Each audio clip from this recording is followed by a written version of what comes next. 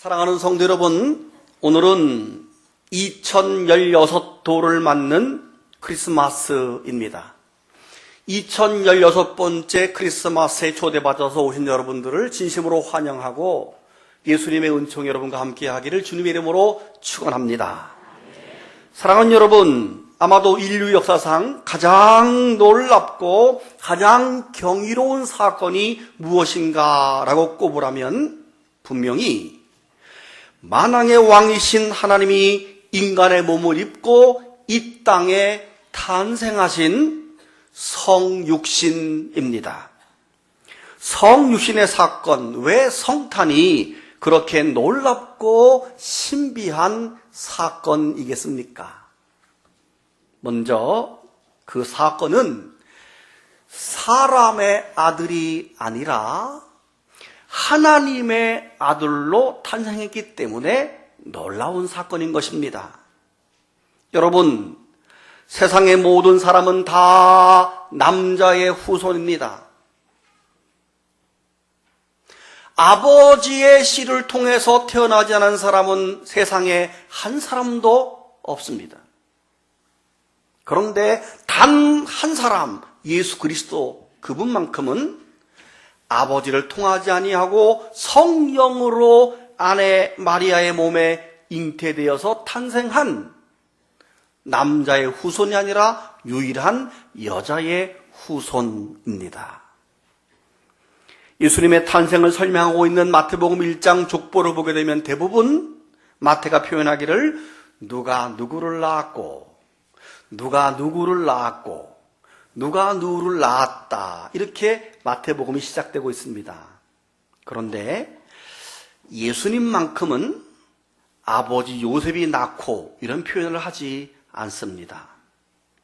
15절을 보면 엘리옷은 엘르아살을 낳고 엘르아살은 mat단을 낳고 mat단은 야곱을 낳고 야곱은 마리아의 남편 요셉을 낳고 요셉은 예수를 낳고, 이렇게 해야 되는데 어떻게 써 있는가 하면 야곱은 마리아의 남편 요셉을 낳았으니 마리아에게서 그리스도라 칭하는 예수가 나니라 그랬어요.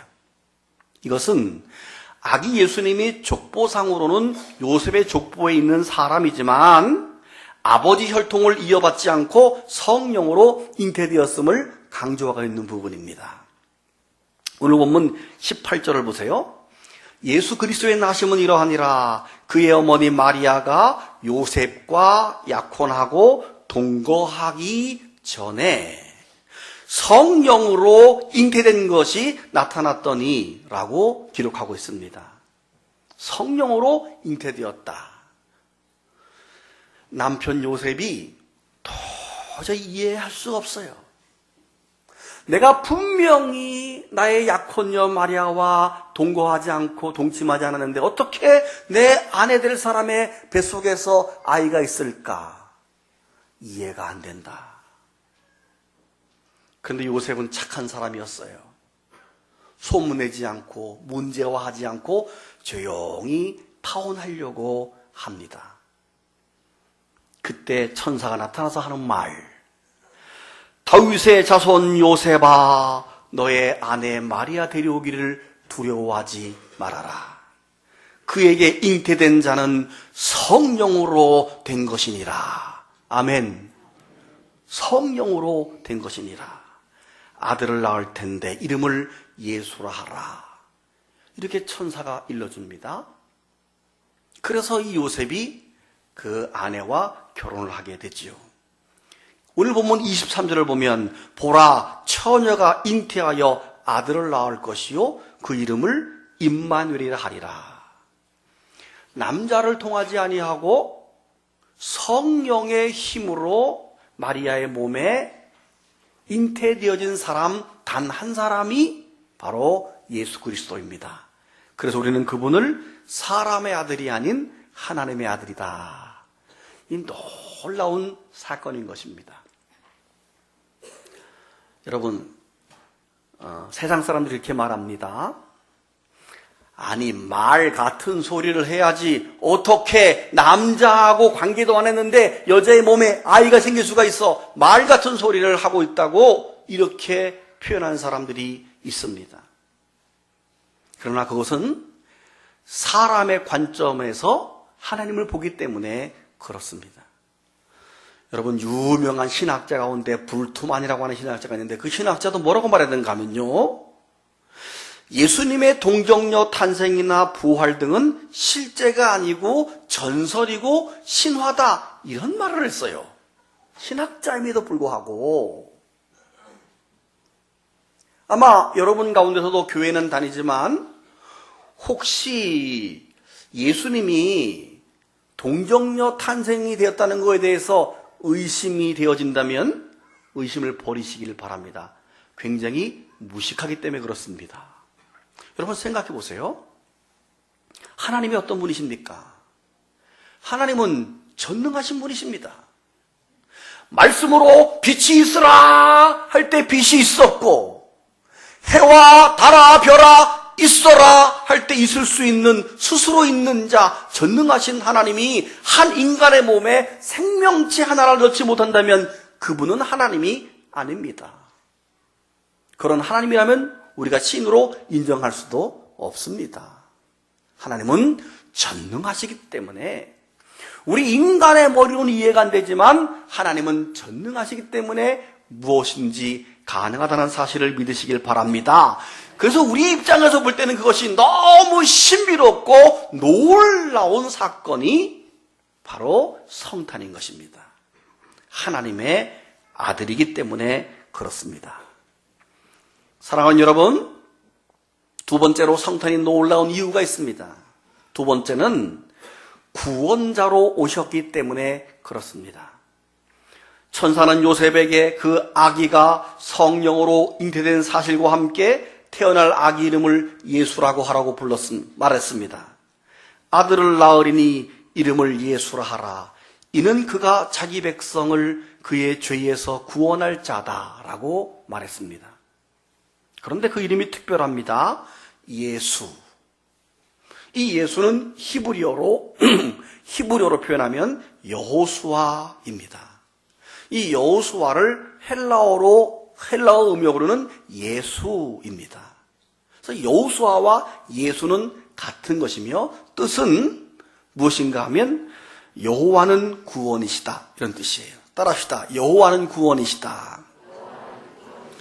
근데 특별히 무엇으로부터 무엇을 구원하는가가 중요한데, 자기 백성을 자기 죄에서 구원할 자다, 이렇게 말했습니다.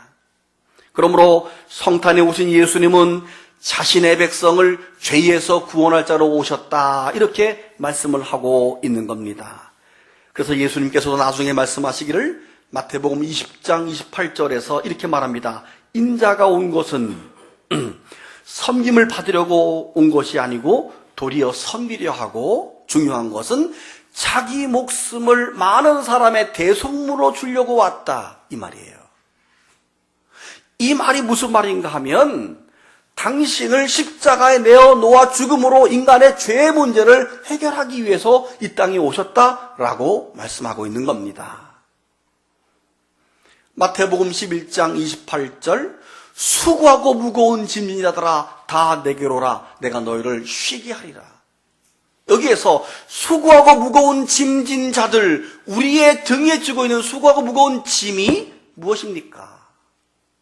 세상을 살아가느라고 힘든 고통과 어려운 일들, 물론 그것도 포함됩니다만은 우리 뒤에 짊어져 있는 그 짐은 바로 우리 인류의 죄의 짐을 의미합니다. 우리 인류의 죄의 짐을 대신 지기 위해서 예수님이 오셨고, 그 짐진 자들아 다 내게로 오라, 우리를 초대하고 있는 겁니다. 여러분, 우리 인간들은 제일 시급하게 생각하며 사는 게 뭐죠? 제일 시급한 게 뭐냐면 돈이에요. 돈 때문에 살고, 돈 때문에 일하고, 돈 때문에 일어나고. 당시 이스라엘 백성들도 그랬습니다. 로마의 속국으로 가장 가난하고 어렵고 암울했습니다. 사실은 주님이 오셔서 가나안의 문제를 해결해 주시고 로마를 정치로부터 속국으로부터 해결해 주는 게 더 시급합니다. 근데 그거는 아무 말씀도 안 하시고 죄에서 구원하러 오셨다 이렇게 말했습니다. 인간의 죄의 문제가 해결되는 것이 하나님 보실 때는 가장 시급하기 때문에 그렇습니다. 왜냐하면 인간의 죄 때문에 우리 속에 생로병사가 왔다는 사실, 즉 어쩌면 우리의 힘들고 어렵고 고통스러운 모든 문제는 우리 인류의 죄 때문이었고 그 죄를 해결함으로 우리 인류의 모든 문제가 해결되게 하기 위해서 자기 백성을 죄에서 구원하기 위해서 오셨다 하는 겁니다.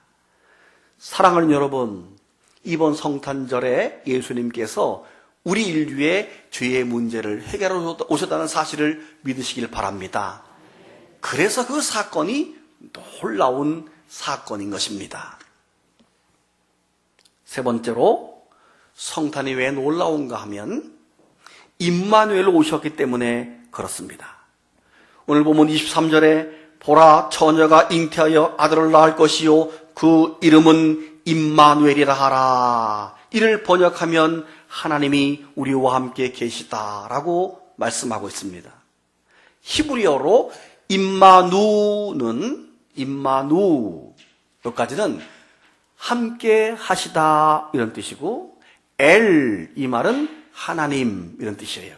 합해서 임마누엘 하면 하나님이 우리와 함께 하신다 이런 뜻이에요. 그래서 요한복음을 기록한 요한도 1장 14절에서 이렇게 말합니다. 말씀이 육신이 되어 성탄이죠. 우리 가운데 거하심에 그랬어요. 이게 뭐죠? 임마누엘이에요. 다시 말하면 말씀이 육신이 되어 임마누엘로 오셨다. 이걸 요한도 똑같이 표현하고 있는 것입니다. 사랑하는 여러분, 하나님은 언제나 당신의 백성과 늘 함께 했음을 믿으시기를 바랍니다. 여러분, 특별히 고향을 떠나 외삼촌 라반의 집으로 도망가는 야곱에게도 임마누엘의 하나님이 함께 했습니다. 처량하고 쓸쓸하게 홀로 돌을 베고 누워있는 야곱에게 뭐라고 말했죠? 야곱아, 내가 너와 함께 있어. 어디로 가든지 너가 이기게 하겠다. 즉 야곱아, 임마누엘로 함께 하겠다. 이런 말씀입니다. 훗날 모세를 부를 때도 이렇게 말합니다. 모세야, 내가 반드시 너와 함께 있어. 이 말은 모세야 임마누엘 하리라 이런 뜻이에요. 이스라엘 백성 광야 40년 동안에 하나님은 언제나 임마누엘로 먹이시고 입히시고 그들을 보호했음을 믿으시길 바랍니다. 그 하나님이 오늘 우리와 함께 하시는 것이 성탄. 이 아침에 그 놀라우신 임마누엘의 하나님이 우리와 함께 한다는 사실을 믿으시길 바랍니다. 지금 나와 함께 한다는 사실을 믿으시기 바랍니다. 이 얼마나 놀라운 사건입니까? 말씀을 정리합니다. 사랑하는 여러분, 성탄은 놀라움 그 자체인데요. 이 놀라운 사건을 예수님이 탄생하기 600년 전에 이사야가 예수님의 탄생을 예언할 때도 놀랍다고 말했어요. 뭐라고 말했는가 하면 이사야 9장 6절에 이는 한 아기가 우리에게 낳고 한 아들을 우리에게 주신 바 되었는데 그의 어깨에는 정사를 메었고, 정사는 뭐냐 하면 사명이라고 표현한대요. 사명을 어깨에 메었고 그 이름은 기묘자라. 기하고 묘하다, 놀랍다 이런 말이에요. 그 다음에 모사라, 지혜.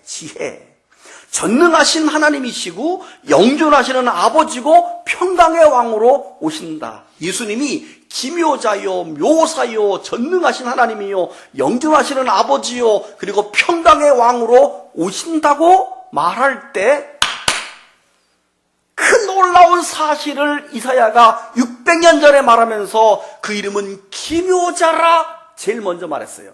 이 기묘자가 헬라어로는 펠레라는 말은 히브리어로 펠레라는 말인데 펠레는 경이롭다,